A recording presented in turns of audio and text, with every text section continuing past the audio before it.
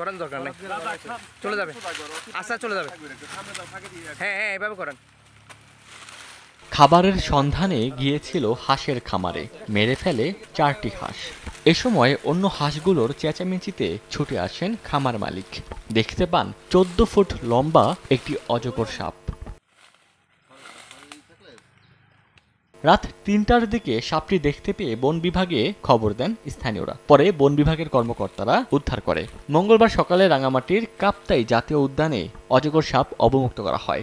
এ সময় উপজেলা নির্বাহী কর্মকর্তা, কাপ্তাই রেঞ্জ কর্মকর্তা, রায়ংখিয়ং বন শুল্ক ও পরীক্ষা ফাঁড়ির স্টেশন কর্মকর্তা সহ বন বিভাগের সদস্যরা উপস্থিত ছিলেন।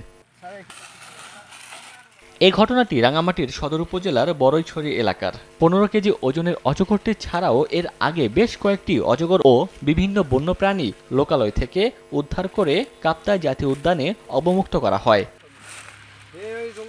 সময় সংবাদ, রাঙামাটি।